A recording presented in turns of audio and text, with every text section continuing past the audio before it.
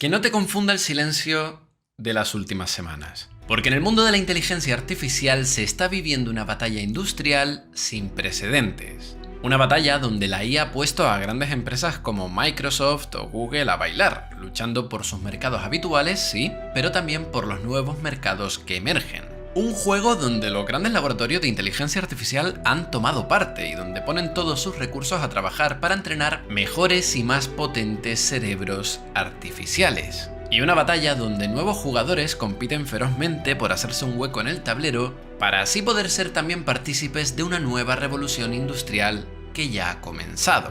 Todo esto lo podemos ver ahora como una gran partida de ajedrez donde ahora todos compiten, pero donde el que gana es el dueño del tablero. Hablemos de Nvidia.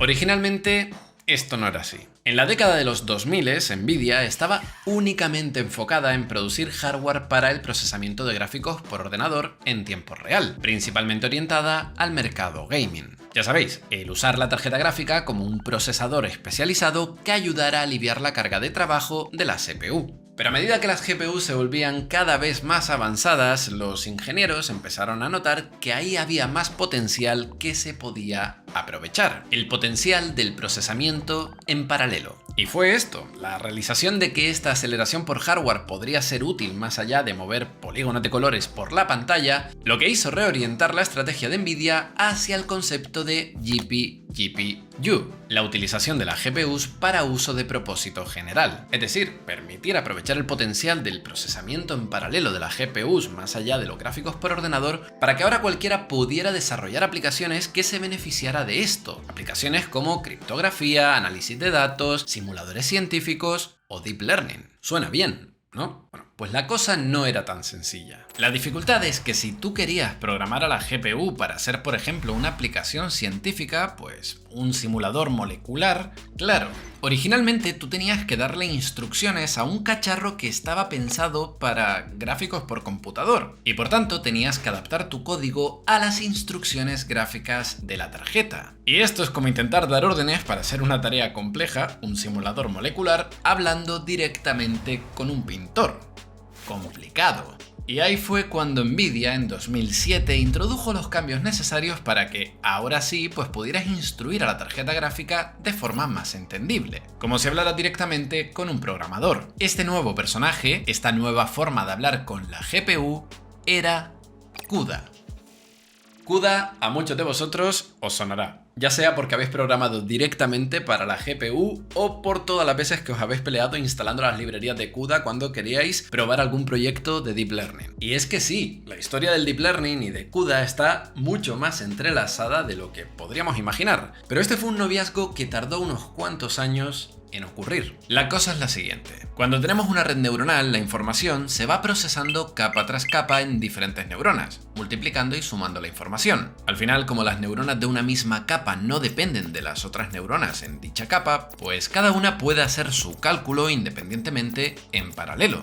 Y también, como los datos de entrada en cada lote se van a procesar de forma independiente, pues esta es una ejecución que también podemos procesar en paralelo. Paralelizar, paralelizar y paralelizar. Y así, si nos damos cuenta, es como nos vamos encontrando formas de ir paralelizando la ejecución de las redes neuronales, para que el trabajo, en vez de hacerlo secuencialmente, teniendo que esperar por la ejecución previa, ahora se pueda hacer simultáneamente, algo que de forma drástica acelera la ejecución. Además, también da la casualidad de que en muchos casos procesar gráficos por ordenador equivale a multiplicar las matrices y vectores que representan a cada polígono. Matrices y vectores que también encontramos en las redes neuronales cuando tenemos que procesar los datos a través de las diferentes capas de matrices de parámetros. Ejecutar redes neuronales y representar gráficos por ordenador no es tan diferente, simplemente multiplicar vectores y matrices. Con lo cual, sin quererlo ni beberlo, ya en 2010 contábamos con estas GPUs que eran aptas para realizar tareas de propósito general y que eran muy adecuadas para el entrenamiento de un tipo de algoritmo que, oye, parecía que podía tener potencial dentro del campo de la inteligencia artificial. Las redes neuronales artificiales. Y fue en 2012 cuando un equipo de investigadores en el que encontramos a Geoffrey Hinton, a Ilya Sutskever y a Alex Krzyzewski, que usaron varias GPUs para el entrenamiento de una red neuronal bautizada como AlexNet. La presentaron a una competición de análisis de imágenes, donde laboratorios de todo el mundo pues proponían sus soluciones y donde esta fue una de las primeras basadas en técnicas de Deep Learning. El resultado, pulverizaron por completo al resto de equipos. Y esta fue una de las primeras ocasiones donde quedó indudablemente claro el potencial de las redes neuronales artificiales, el punto en el tiempo en el que muchos sitúan el comienzo de la revolución del Deep Learning. Del Deep Learning y las tarjetas gráficas. Porque uno de los puntos claves de este trabajo fue el uso de las GPUs para acelerar el entrenamiento de lo que por aquella época eran grandes redes neuronales. El equipo tras AlexNet utilizó el poder de la ejecución en paralelo para agilizar drásticamente los tiempos de entrenamiento y permitirse así el poder entrenar una arquitectura de mayor tamaño y con más datos. Y a partir de ese momento, pues como se suele decir, el resto ha sido historia.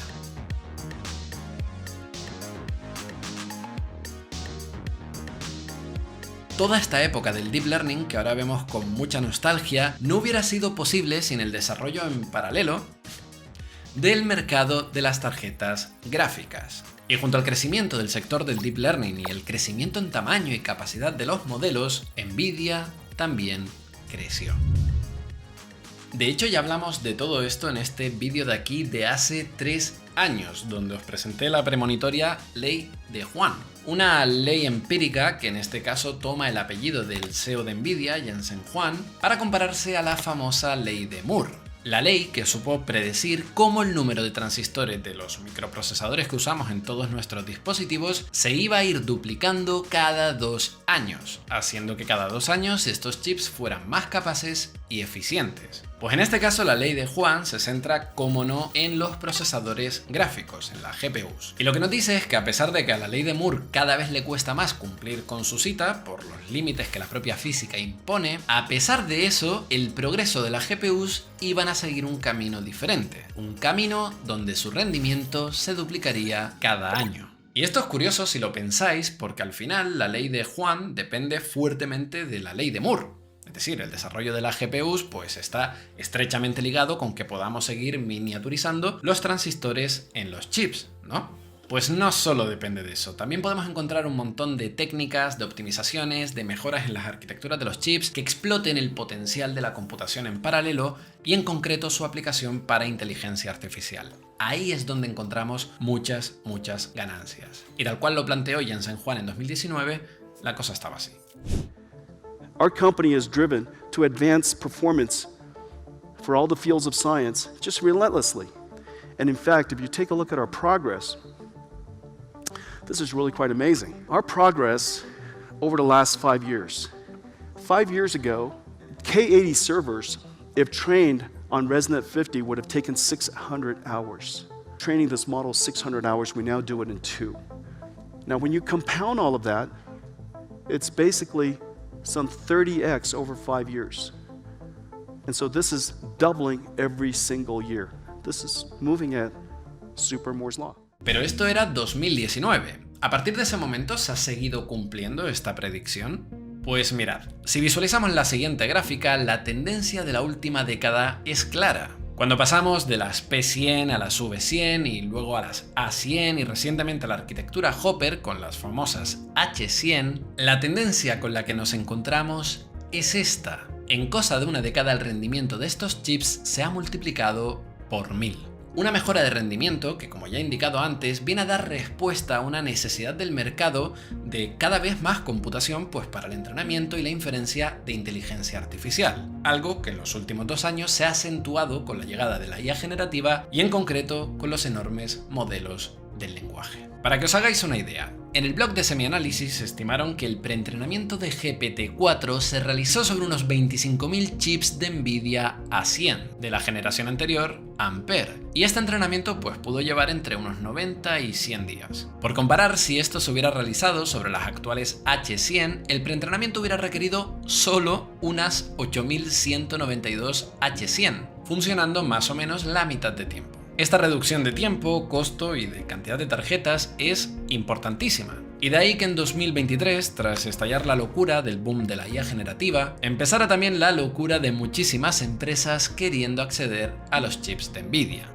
En Silicon Valley, la nueva moneda de cambio se convirtió en el acceso a las GPUs A100 y H100. Y el meme nos llevó incluso a la situación de hablar de los rich GPUs, los ricos en GPUs, las grandes compañías tecnológicas, que estaban usando incluso su capacidad en computación para atraer a investigadores a su empresa, y los poor GPUs, los pobres en GPUs, que eran esas startups que solo tenían acceso a cientos de GPUs. Pobres en GPUs. Pero realmente me fastidia reconocer que sí, a la vista de las últimas noticias que nos van llegando, pues empezamos a evidenciar que esta diferencia entre rich GPUs y poor GPUs existe. Ya que vemos cómo compañías como Meta recientemente han anunciado que para finales de 2024 van a contar con 350.000 H100 compradas a Nvidia, y que sumadas a su infraestructura haría un total de potencia equivalente a unas 600.000 H100. Una auténtica barbaridad, y un movimiento que veremos replicado por parte del resto de empresas. Y lo que tenemos que entender es que el entrenamiento de modelos tan impresionantes como GPT-4 ocurrió en este periodo de transición donde los centros de computación estaban basados en chips V100 y A100. Y es ahora cuando todas estas grandes empresas se están rearmando para que sus centros de computación basados en H100 empiecen a cocinar los futuros modelos de última generación. Como dije, el tablero de juego, la infraestructura ya está puesta. Y la batalla por la inteligencia artificial ha comenzado. Pero volvamos a los orígenes, porque cuando Nvidia comenzó a vender GPUs, su primer consumidor erais vosotros. El público general que quizás nunca se va a comprar una H100, pero sí una RTX 3060 para, jugar a videojuegos o hacer trabajo gráfico intensivo. Aquí la pregunta que me hago es, si estamos entrando en la nueva era de la inteligencia artificial, ¿cómo va a evolucionar? ¿Cómo se va a adaptar todo este hardware de consumo a esta nueva ola? Pues realmente esto es algo que ya venimos viendo desde hace años. La evolución de las tarjetas gráficas de consumo general principalmente en dos aspectos: el aumento de los Tensor Cores y el aumento de memoria. Sobre los Tensor Cores ya hablamos en un vídeo bastante antiguo en el canal donde íbamos desde los transistores y circuitería de un procesador hasta conceptos como estos Tensor Cores. Pero de forma resumida, estos núcleos tensoriales, como su nombre indica, son núcleos especializados para el procesamiento de cálculo tensorial y multiplicación de matrices de forma muy rápida. Algo diseñado a nivel de hardware específicamente para acelerar el entrenamiento e inferencia de los modelos de Deep Learning. Por así decirlo, estos Tensor Cores serían el músculo que ponen a funcionar a las redes neuronales. Y luego tenemos la memoria, un aspecto importantísimo que no ha parado de crecer en los últimos años, la famosa VRAM. Y es que veamos, durante los últimos años la tendencia de muchos de los modelos de Deep Learning ha sido el ir creciendo más y más en tamaño. Y aquí está la cosa. Ese tamaño es importante porque si queremos ejecutarlos en nuestras potentes GPUs usando nuestros potentes Tensor Cores, lo que necesitamos es que estos modelos quepan en ellos, que quepan los parámetros y los datos que queramos procesar. Y ahí la cantidad de VRAM es el factor determinante. Y realmente a día de hoy muchos de los modelos open source que vosotros podéis descargar y empezar a utilizar en vuestros equipos requieren de cada vez más y más memoria. ¿Cuántos de vosotros os habréis descargado un modelo en vuestro ordenador y al ejecutarlo ha salido esto de CUDA out of memory error? Y al final, si lo pensamos, este es el futuro al que nos movemos. Un futuro donde cada vez contaremos con más modelos open source, modelos más capaces y donde vosotros querréis poder ejecutarlos en vuestros equipos. Y donde contar con una tarjeta gráfica que sea lo suficientemente potente, pues va a ser necesario. Y esta brecha de poder ejecutar los modelos de inteligencia en local, pues ya empieza a estar patente. Un ejemplo que os sonará. La tecnología DLSS, Deep Learning Supersampling. La vuelta a los orígenes de Nvidia. Una tecnología que aprovecha las técnicas de superresolución con Deep Learning, pero en este caso aplicado a los fotogramas de un videojuego. El objetivo es quitarle carga de trabajo a los procesos gráficos de la GPU, creando inicialmente un renderizado a menor resolución que luego aplicando inteligencia artificial podemos rescalar tanto espacialmente como temporal, para así darle al usuario una experiencia en alta calidad con más FPS. y donde actualmente las versiones más modernas incluso incluyen tecnología para la reconstrucción fiel de rayos de Ray Tracing, una tecnología que quita carga de trabajo a los procesos gráficos de la GPU para dárselo a los Tensor Core, y una experiencia de usuario diferente dependiendo de si usas IA o no. Y claro, esto lo podemos extrapolar y llevárnoslo al extremo a futuro, donde el concepto de tarjeta de vídeo se convierta en tarjeta de vídeo generativa y donde sea legítimo preguntarnos cuántos píxeles de los que aparecen en mi pantalla pues son reales. Porque ya hemos visto casos de retoque en tiempo real que van desde, lo que nos permiten hacer herramientas como Nvidia Broadcast, que nos permite redirigir la dirección de las pupilas para a lo mejor leer un teleprompter y al mismo tiempo parecer que miras a cámara, hasta luego versiones más extremas de esto, donde los retoques en tiempo real son mucho más agresivos, o situaciones donde directamente la renderización de gráficos en tiempo real por ordenador puede estar completamente basada en IA generativa. Ya en el canal hemos hablado en el pasado de investigaciones por parte de Nvidia como InstaNerf o Neural Angelo, que no paran de dar pasos en el campo de la renderización neural, y que tiene como objetivo el sustituir los pipelines de procesamiento de gráficos tradicionales por el uso de IA generativa, algo que todavía está lejos de ser mainstream, pero no tan lejos. Porque la IA generativa para la creación de imágenes, vídeos, 3D o música ya es una realidad. Una realidad que desde hace un año podemos ejecutar en nuestros ordenadores y donde la tendencia claramente seguirá siendo al alza. En los próximos años, muchos de los trabajos creativos requerirán del uso de estas herramientas en local. Y de nuevo, esto es algo que Nvidia sabe que va a pasar y que ya está empezando a potenciar. Hace unas semanas presentaron a través de su librería TensorRT la aceleración de herramientas como Stable Diffusion XL, LCM LoRa o Stable Video Diffusion, que ahora pasarían a ser ejecutadas sobre las GPUs de Nvidia 7 veces más rápidos que en un procesador M2 de Apple. Y de nuevo, contar aquí con una GPU compatible, es decir, de Nvidia, es indispensable. Y lo mismo pasa cuando hablamos de enormes modelos del lenguaje. Cada vez más el panorama open source nos va regalando modelos que se van acercando en rendimiento a lo que modelos privados como GPT-4 nos puede ofrecer.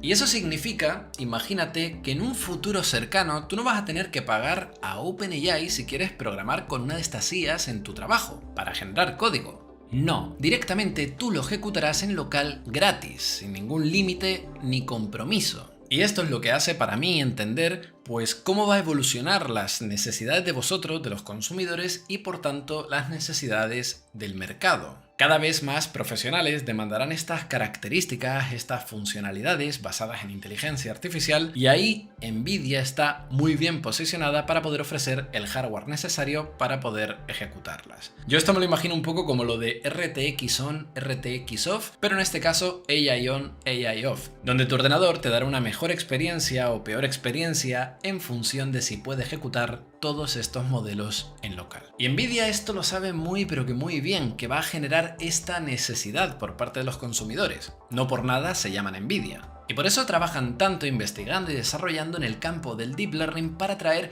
más y mejores experiencias nuevas. Por ejemplo, justamente ayer sacaron una herramienta gratuita llamada Chat with RTX, una herramienta que te va a permitir utilizar cualquier modelo del lenguaje open source en tu ordenador y con capacidad de conectarlo a tus datos, a tus documentos, a un vídeo de YouTube para poder interactuar con esta fuente de información. Suena muy interesante. ¿Quieres probarlo? Pues solo te hace falta una cosa: pasar por caja. Y podemos seguir encontrando ejemplos. Ejemplos donde Nvidia ilustra cómo podría ser el futuro de la industria de los videojuegos cuando empieza a introducir conceptos como los NNPCs, Neural Non-Playable Characters. Nombre que me acabo de inventar, pero que está muy bien para este concepto que sabemos todos que va a acabar llegando. El momento en el que en un videojuego te encuentres a un personaje cuyo diálogo, cuya voz, movimientos se vayan generando en tiempo real a través de lo que el avatar percibe con sus modelos de IA, permitiéndole interactuar de forma natural contigo. Thanks, Jen. So Nova, have you been playing any games recently? I've been testing this cool game tech on a secret new GPU that's launching very soon. I can't talk about it here, but I can show you at the lab. Esto es un concepto que Nvidia presenta para marcarle el camino a la industria de los videojuegos, para decirle, hey, mira, esto se puede hacer, podría ser interesante. Pero lo interesante realmente aquí es ver cuáles son las dos opciones que tenemos para implementar algo así. Una opción, como hemos visto, sería que cuando tú te instales el videojuego, este descargue en tu ordenador pues todos los modelos de visión, de voz, de lenguaje necesarios para poder hacer todo este proceso y que tú cuentes con una tarjeta gráfica que los pueda ejecutar. Si cuentas con el hardware, vivirás esta experiencia cognitiva aumentada. O a lo mejor no, a lo mejor la empresa de videojuegos quiere ofrecerle este servicio a todos sus jugadores y en ese caso se ejecutarían todos estos modelos en la nube. Una nube que requerirá de una computación que Nvidia puede ofrecer a través de sus chips. Y es que la revolución del Deep Learning, como hemos visto en este vídeo, no se puede entender sin el mercado de semiconductores. Un mercado que, a falta de competidores que puedan ganar esta ventaja competitiva que sabemos que Nvidia tiene, pues hace que, como he comentado al principio, en esta batalla de ajedrez, por ahora, Nvidia gane.